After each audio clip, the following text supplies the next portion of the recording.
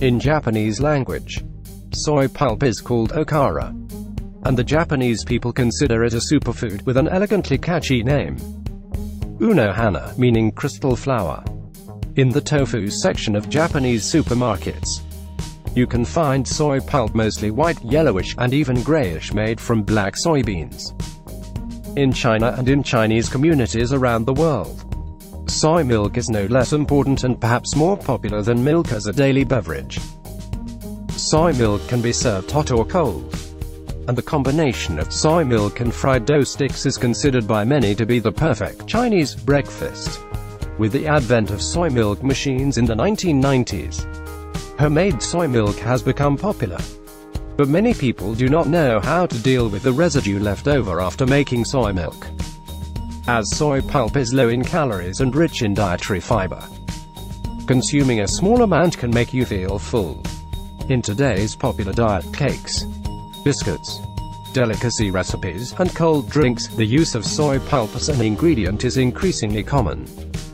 In addition, due to its rich protein and calcium and other nutritional values, eating soy pulp helps improve gastrointestinal motility, promote digestion and absorption, relieve constipation, lower cholesterol, control body weight, strengthen the body's immunity, increase skin elasticity, prevent osteoporosis, and so on. Although soy pulp provides us with a more complete nutritional profile than soybean, many people dislike its texture and beany flavor. Therefore, it's important to take advantage of the characteristics of soy pulp. For example, it absorbs extra fat, and combine it with other ingredients to create a more smooth texture and minimize the beany flavor. Today, Uncle Seoul introduced an authentic Korean-style homemade dish for those who are health-conscious foodies. Why not giving a try? You are welcome to leave a comment.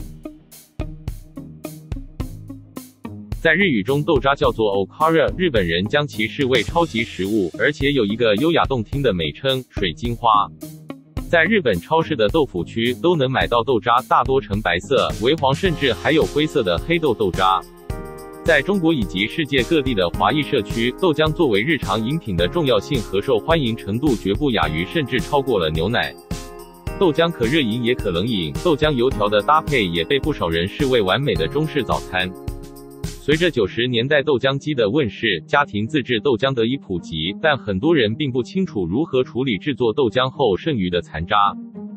由于豆渣热量很低且富含膳食纤维，食用少量极有饱腹感，在如今流行的减肥蛋糕、饼干、菜谱和冷饮中，豆渣的出镜率越来越高。加之富含蛋白质和钙等营养价值，常吃豆渣有益于肠道蠕动，促进消化吸收，缓解便秘，降低胆固醇，控制体重，提高人体免疫力，改善肌肤弹性，预防骨质疏松症等等。尽管食用豆渣可以让我们获得比大豆更全面的营养，但很多人不喜欢它的口感以及豆腥味。因此，如何利用豆渣的特点，比如可以吸收过多的油脂，搭配其他食材让口感变得顺滑且将豆腥味降至最低，是做出一道美味佳肴的关键。今天 Uncle Seoul 为大家介绍的豆渣饼是地道的韩国家常菜，追求健康，喜欢美食的你不妨一试，也欢迎在评论区留言。